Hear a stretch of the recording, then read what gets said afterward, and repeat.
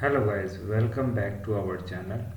Today we are going to explore the topic moment of inertia and what are its engineering significance in day-to-day life. So in this topic today we are going to explore about the introduction of moment of inertia, its types and the engineering significance.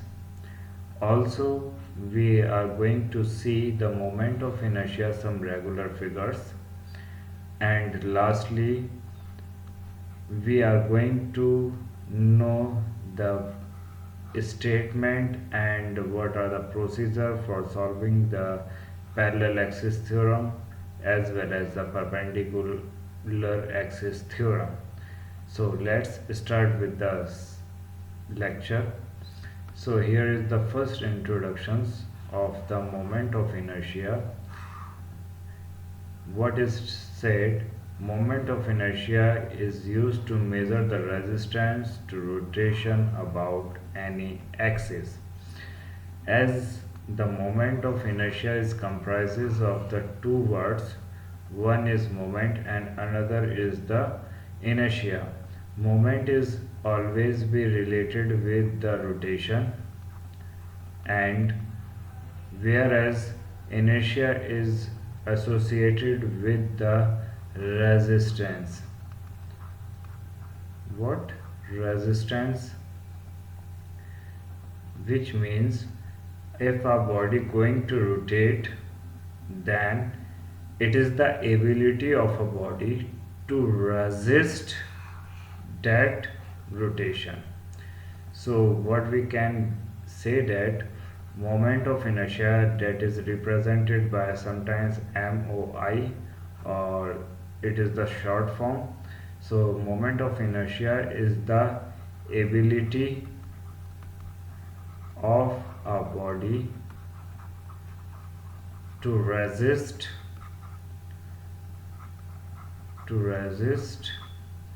against the rotation,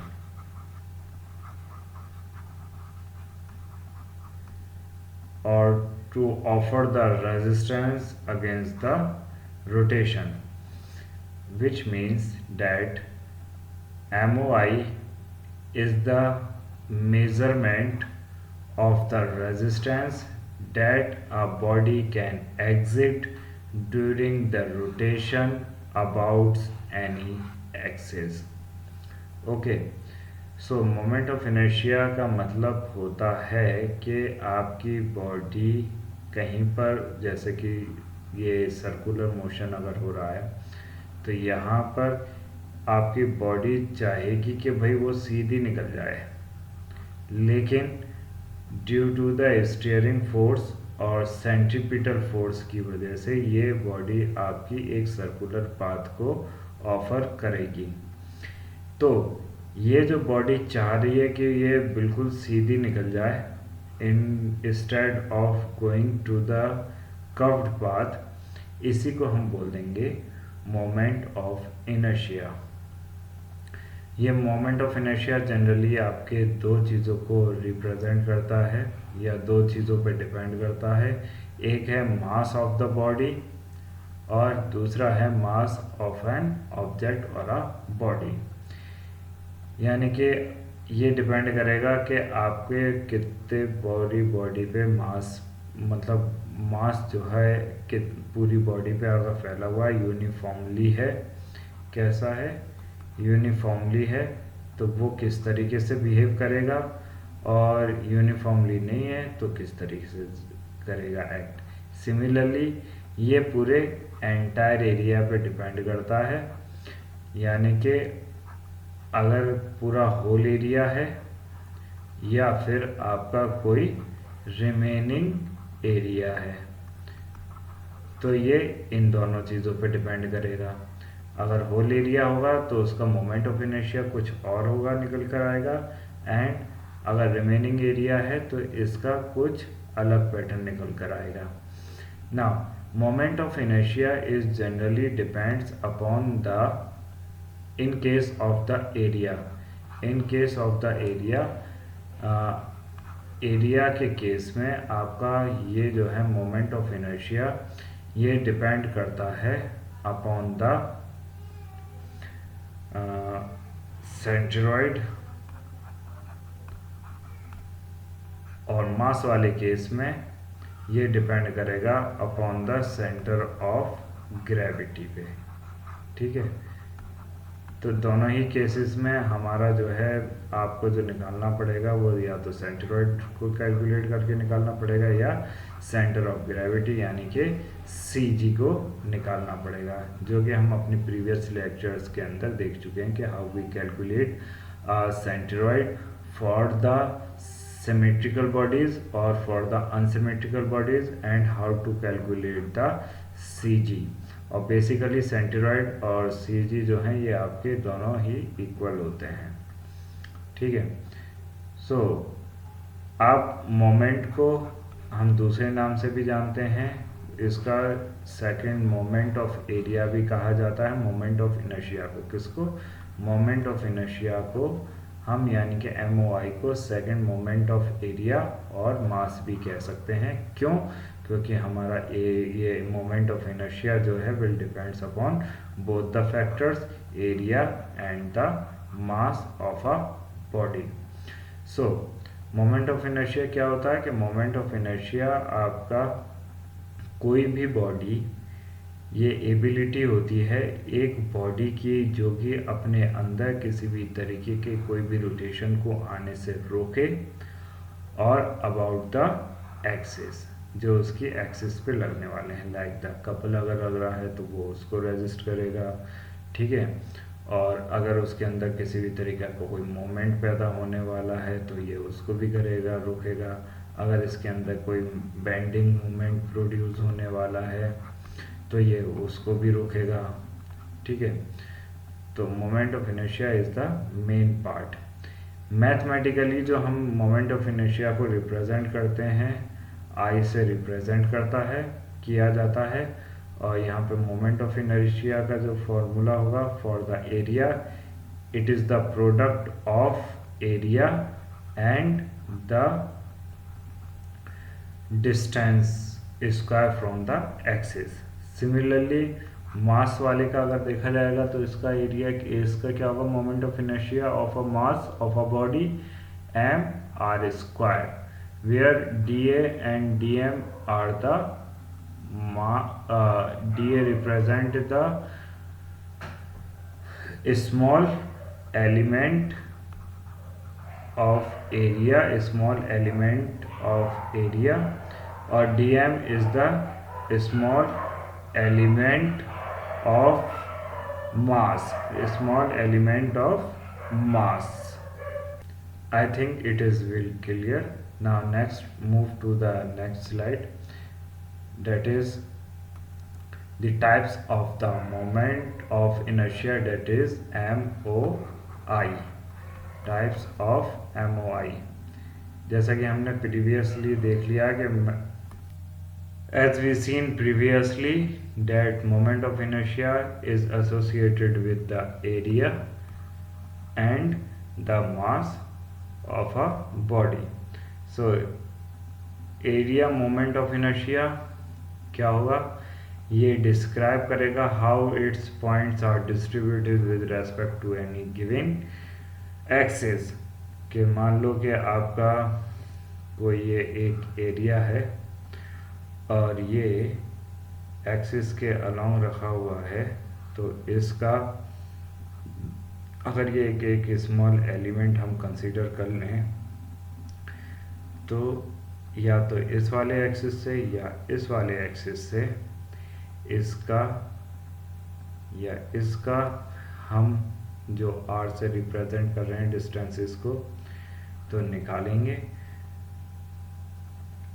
इसका इस्तेमाल कहाँ कहाँ पर किया जाता है, इसका इस्तेमाल जनरली आपकी स्ट्रक्चर एनालिसिस में यानी कि सिविल इंजीनियरिंग के अंदर हम ज़्यादातर इस्तेमाल करते हैं स्ट्रक्चर एनालिसिस में, to calculate the bending stress and the deflection of beams and the other structural parts. इसकी यूनिट क्या होगी? यूनिट होगी आइदर mm की पावर 4 और मीटर की पावर 4। रिप्रेजेंट किया जाएगा I R A is equal to A into the distance. ये आपका सेंट्रोइडल डिस्टेंस हो सकता है या आपका distance from the axis, from the axis. यहाँ पे एक्सिस आपकी कोई सी भी हो सकती है, या तो एक्स एक्सिस होगी या वाई एक्सिस होगी, इवन आपकी जेड एक्सिस भी हो सकती है। दूसरा जो है वो आपका moment of inertia of mass का है, and it's depend upon the mass of an object और उसका डिस्ट्रीब्यूशन के यूनिफॉर्मली डिस्ट्रीब्यूटेड है या अनयूनिफॉर्मली है, यूनिफॉर्मली है या अनयूनिफॉर्मली है। ठीक है, अगर यूनिफॉर्मली डिस्ट्रीब्यूटेड है तो अच्छे तरीके से निकला है। इसका क्या होता है, डिस्ट्रीब्यूशन ऑफ द मोमेंट जो होगा अच्छे तरीके से निकल के आएगा। अनयूनिफॉर्मली है तो इसके अंदर हम डिफरेंट पार्ट को कंसीडर करेंगे, फिर उसके बाद निकालेंगे। इसकी ज़रूरत कहाँ पड़ती है? इसकी ज़रूरत हमें रोटेशनल डायनामिक्स के अंदर निकालने के लिए ज़रूरत पड़ती है, जहाँ पर आपका कर्वेचर की बात होगी, ठीक है, या आपकी कर्व आ रहा होगा। इसको dynamic related with the motion, कि जब आपकी बॉडी मोशन के अंदर होगी और उसके साथ साथ कहीं पे कर्व आ रहा होगा, तो वहाँ पर हम moment of inertia associated with the mass को कैलकुलेट करते हैं, और ये एनालाइज किया जाता है मोशन ऑफ अ बॉडी, कि वो आपकी बॉडी किस तरीके से बिहेव कर रही है ड्यूरिंग द रोटेशन।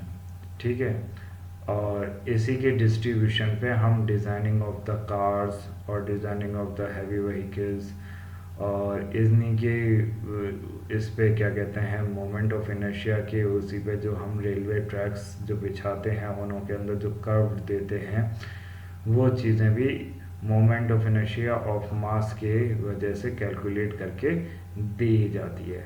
इसकी जो यूनिट होती है ये क्या है, केजी मीटर स्क्वायर और sledge fit square.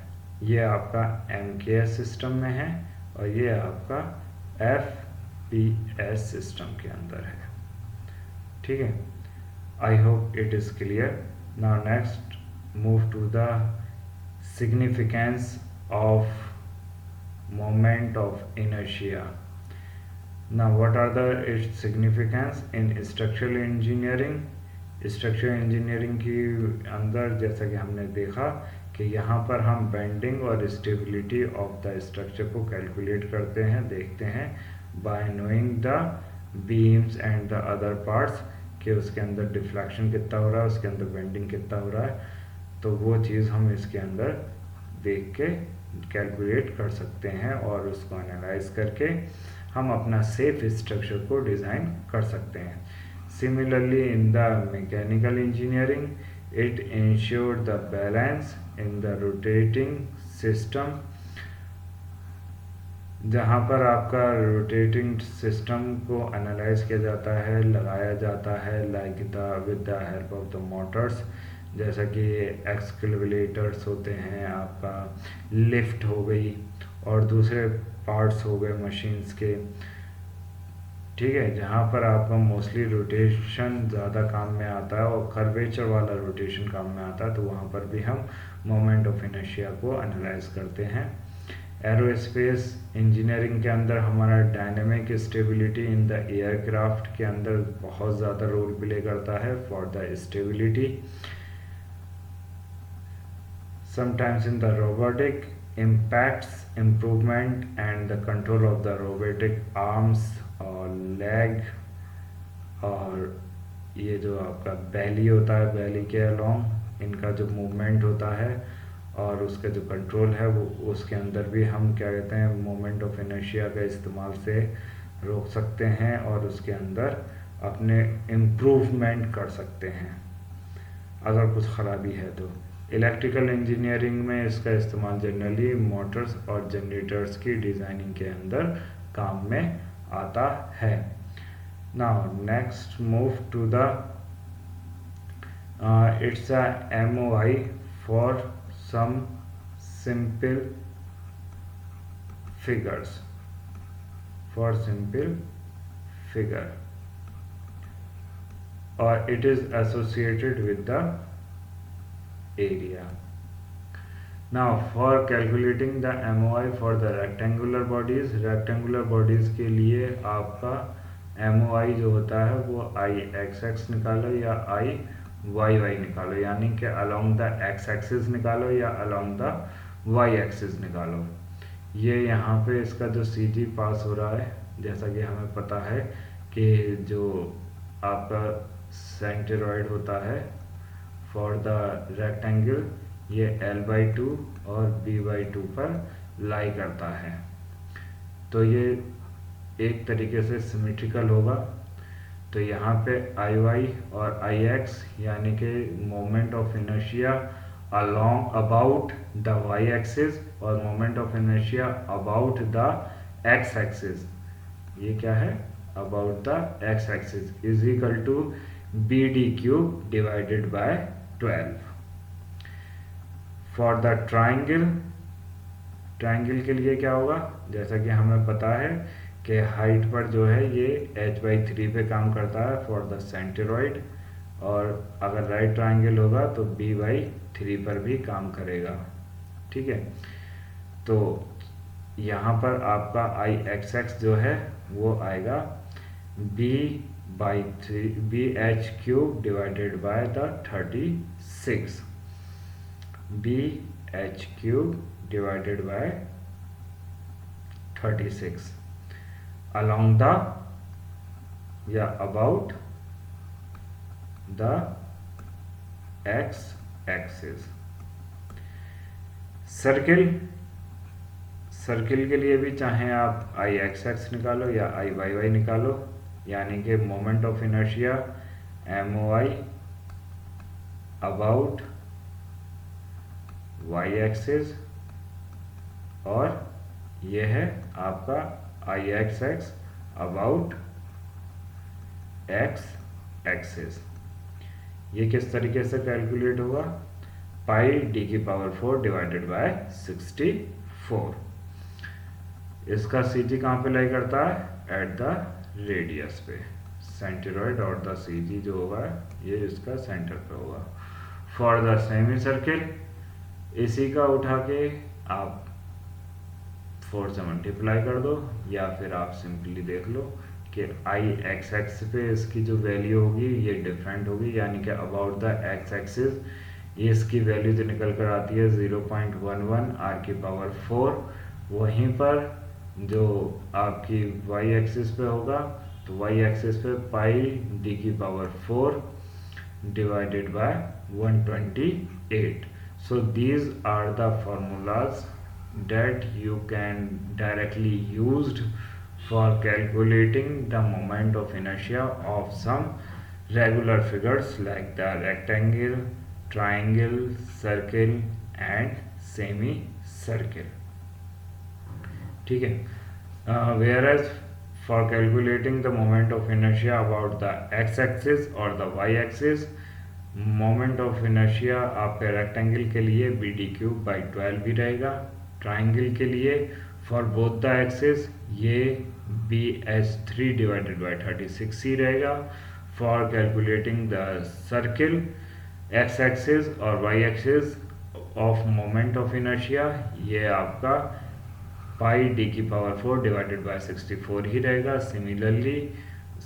Similarly for the semi circle ये थोड़ा सा लिटिल बिट चेंज हो जाएगा। फॉर द वाई एक्सिस ये आपका πd⁴ divided bye 128 and for the about the x axis it is 0.11 r⁴। I think it is will be cleared to you. Now let's move to the parallel axis theorem. Firstly, we have going to see the what is its statement. It says that moment of inertia of a lamina about any axis in the plane of the lamina equal to the sum of the moment of inertia about the parallel centroid axis in the plane and the product of the area of the lamina and the square of the distance between the two axes. ठीक है, तो यहाँ पर ये कह रहा है कि अगर आपकी बॉडी कहीं पर रखी हुई है, यहाँ पर जैसा कि फिगर के अंदर आपको दिखाई दे रहा है कि ये एक इर्रेगुलर बॉडी है। कैसी है?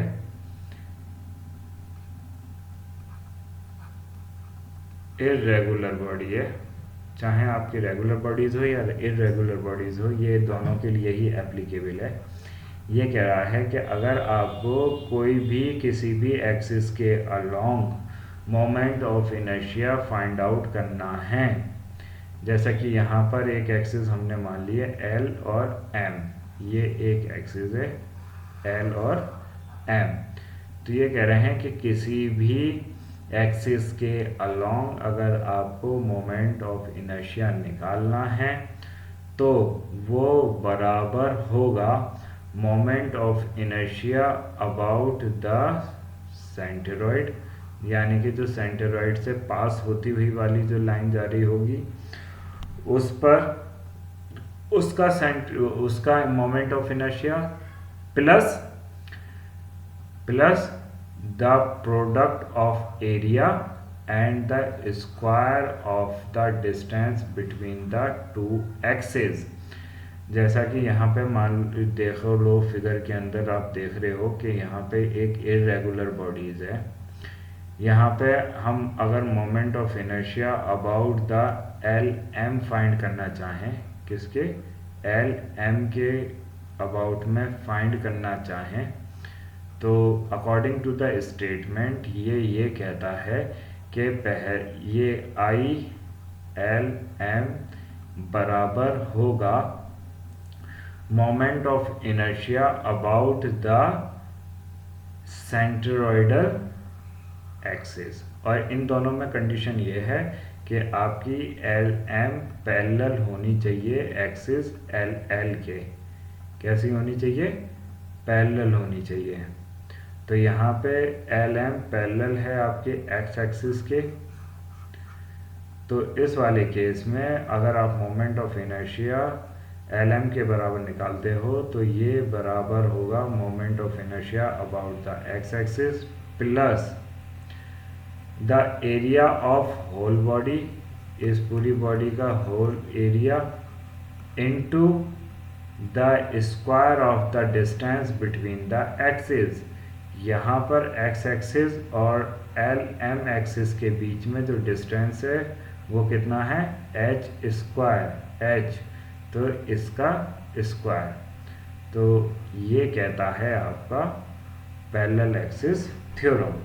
सो इट इज सेज दैट कि if we going to find out the moment of inertia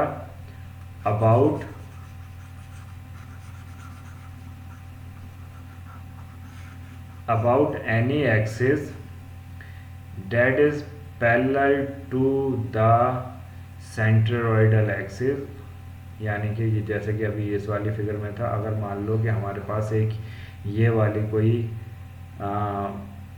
A B axis है और यहाँ पे ए बी एक्सिस जो है वो कुछ इस तरीके से है कि A B parallel to X X है और इन दोनों के बीच का जो डिस्टेंस है वो हम मान लेते हैं अगर y है, तो इन दैट केस क्या होगा?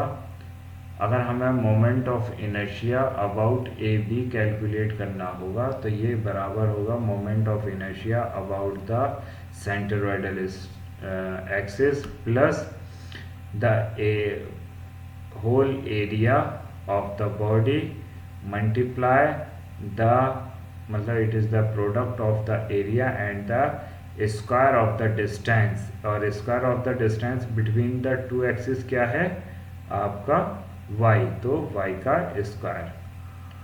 ठीक है, so it is the statement for the parallel axis theorem, that is written also here for the as LM is parallel to x axis, then the moment of inertia of about the axis LM is equal to the moment of inertia which is parallel to the centroidal axis.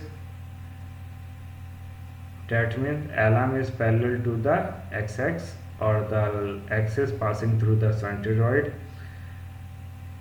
plus the product of the whole area of the lamina and the square of the distance between them. यहाँ पे h है तो ये आपका h square हो जाएगा। ठीक है, क्या हो जाएगा h स्क्वायर। अब अगर इसका स्टेटमेंट देखना है, यानी कि इसको हम ड्राइव कैसे करेंगे, तो उसके लिए हम क्या करेंगे कि consider small element, consider a small element, जो हम यहाँ पर अगर ले लेते हैं small element of the area DA, इसका जो एरिया है वो हमने कितना ले लिया है DA ले लिया है। सो और मोमेंट ऑफ इनर्शिया क्या होता है फिर MOI about LM axis. LM axis के अबाउट में क्या होगा, जनरल डेफिनेशन जो होती है मोमेंट ऑफ इनर्शिया की क्या होती है, एरिया, यहाँ पे एरिया आपका स्मॉल a है प्लस इनटू यानी कि product of the square of the distance. Square of the distance यहाँ से यहाँ तक का टोटल डिस्टेंस कितना है, यहाँ से यहाँ तक का तो डिस्टेंस आपके पास h है, और यहाँ से यहाँ तक का डिस्टेंस आपके पास y है, तो h प्लस y और इसका होल स्क्वायर, तो h प्लस y का होल स्क्वायर हो जाएगा।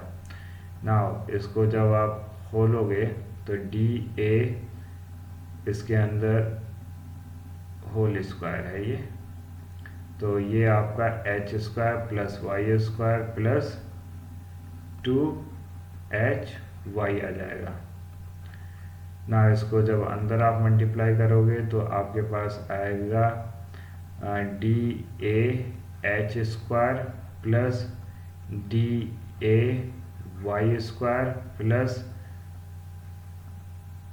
D twice of h DAy, twice of DHAy। यहाँ पे ये प्लस माइनस है, प्लस माइनस हम इसलिए ले सकते हैं कि ये आपके ये एक्सिस के नीचे भी हो सकता है और ये पार्ट आपके एक्सिस के ऊपर भी हो सकता है। ठीक है, आप either side of the axis भी ले सकते हो। अगर आप इसे इस तरीके से y एक्सिस के अलोंग काटते तो आप एक एक्सिस इधर की तरफ ले सकते थे इसके राइट में, एक इसके लेफ्ट में ले सकते थे। हमने x एक्सिस के अलोंग काटा है तो हम इसे अपवर्ड डायरेक्शन में भी ले सकते हैं, हम इसे डाउनवर्ड डायरेक्शन में भी ले सकते हैं अबाउट द सेंटरोइडल डिस्टेंस, वो सेंटरोइडल एक्सिस। तो यहाँ पे हमने सेंटरोइडल एक्सिस के डाउनवर्ड डायरेक्शन में लिया है। ठीक है, और ये जनरल है for the up and down, तो इसलिए हम यहाँ पे लेते हैं प्लस माइनस। ना यहाँ पे आप क्या करेंगे, टेक इन MOI, ये हमने अभी छोटे एलिमेंट्स के लिए निकाला था, MOI about LM for whole area.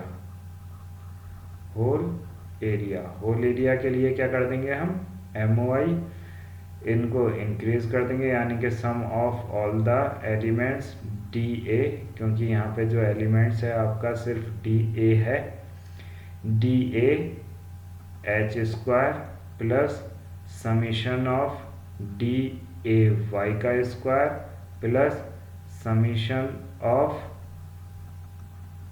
D A Y, ठीक है। समीशन ऑफ, थोड़ा विजिबल नहीं है तो विजिबल कर देते हैं, twice of D A Y. Summation of A करोगे तो ये पूरा ए एच स्क्वायर हो जाएगा, यहाँ पर भी सबका करोगे तो ए वाई हो जाएगा, और यहाँ पर आप जैसे ही करोगे तो वाई एक्सिस पे ये आपका 0 होगा, और यहाँ पर ए एच और ए वाई यानी कि यहाँ से यहाँ तक का डिस्टेंस को आप ले रहे हो वाई का, ये अबाउट द एक्स एक्सिस हो गया, तो ये A H square plus I X X हो जाएगा। तो ये आ गया आपका moment of inertia about the axis which is parallel to the centroidal axis, और इसको हम रिप्रेजेंट करेंगे I L M equal to A H square plus I X X. यहाँ पे एक बात का ध्यान रखना कि यहाँ पर आपका जो एक्सिस हैं ये आपस में पैरेलल हैं, ठीक है, when the axes are parallel to each other. So Ixx will represent the moment of inertia about the centroid. A is the area of the section, और आप बोल सकते हो कि whole area of the section. D is the distance between the centroid and the parallel axis. I hope this will be clear. Now next move to the next theorem, that is the perpendicular theorem, and it states that if I यानी कि moment of inertia about the OX axis and moment of inertia about the OY axis be the moment of inertia of the lamina about a mutually perpendicular axis OX and OY in the plane of the lamina and OZ IOZ यानी कि moment of inertia about the third axis perpendicular axis be the moment of inertia of the lamina about the Z axis, then normal to the lamina and passing through the point of the intersection of the axis, then moment of inertia about the third line equal to the moment of inertia first plus moment of inertia about the second, यानी कि moment of inertia about the OZ axis will be equal to the sum of the moment of inertia about the axis O and OX and about the axis OY। इसका कहने का क्या मतलब है? कहने का मतलब ये है कि आपका कोई बॉडी यहाँ पे जैसे कि एक ये पूरा का पूरा एरिया रखा हुआ है, ठीक है, ये भी इरेगुलर फिगर है, तो इसका सेंट्रोइडल डिस्टेंस हम इन्होंने पहले ही निकाल लिया था। अगर तो सेंट्रोइडल डिस्टेंस अगर आपके पास नहीं भी है, सो यहाँ पे इन्होंने क्या बताया कि अगर आप किसी के along moment of inertia find out कर रहे हैं, जैसे कि हमने यहाँ पे डी ए के along moment of inertia find out किया, ये आपका एक्स एक्सिस के अलोंग था, ये आपका वाई एक्सिस के अलोंग था, यानी कि यहाँ पे ये जो डिस्टेंस शो कर रहा है ये एक्स एक्सिस की शो करेगा, ये आपका वर्टिकली जो डिस्टेंस शो करेगा ये वाई एक्सिस की शो करेगा, हॉरिजॉन्टली एक्स एक्सिस की, ये हॉरिजॉन्टली शो कर रहा है हॉरिजॉन्टल, और ये आपका वर्टिकल कर रहा है ना। इन वाले केसेस में आपका एक्स और वाई एक्सिस जो हैं ये आपस में परपेंडिकुलर हैं। अगर यहाँ पे कोई तीसरी एक्सिस आ जाए जो कि मान लो जेड है, ठीक है, और ये आपस में तीनों परपेंडिकुलर हों, तब तीसरे वाले के अलोंग अगर सेम पॉइंट पर, यहाँ पे पॉइंट की कैसी बात हो रही है, सेम पॉइंट पर है, अगर सेम पॉइंट पर अगर आप moment of inertia find out कर रहे हो तो उस वाले केस में जो तीसरी परपेंडिकुलर आई है वो इन पहली वाली दोनों के जो आपस में म्यूचुअली परपेंडिकुलर थी उनके सम ऑफ के बराबर होंगी। ये कहाँ पर एप्लीकेबल होता है? It is applicable for the flat and the planar bodies. जो आपकी फ्लैट बॉडीज़ होंगी, रेगुलर बॉडीज़ होंगी या इरेगुलर बॉडीज़ भी हो सकती हैं लेकिन 2D के अंदर होंगी, और सॉरी 3D के अंदर होंगी, तो वहाँ पर आप इनका इस्तेमाल में ले सकते हो। जैसे कि ये प्लेनर बॉडीज़ लिखा हुआ, तो planar bodies is stand for the bodies that lie in the planes either in the x axis, y axis और z axis, या फिर तीनों की एक्सिस के अंदर होंगी। ठीक है, तो यहाँ पे I's moment of inertia O Z represent कर रहा है कि moment of inertia about the axis O Z, O Y and the O X and O Y moment of inertia about their perpendicular axis. Now the last topic is the radius of gyration. It is the distance of the CG of the area from the axis। यानी कि आपका जैसे कि मान लो कि अभी जो हमने बॉडीज़ देखी थी, इसकी एक यहाँ से जा रही थी सेंट्रोइडल एक्सिस, ठीक है। अब यही आप एक इस वाली एक्सिस को डाउनवर्ड डायरेक्शन में ले आओ, या डाउनवर्ड कर दो या अपवर्ड कर दो, और इनका डिस्टेंस अगर y है तो ये होता है आपका डिस्टेंस, जिसको रिप्रेजेंट किया जाता है k से।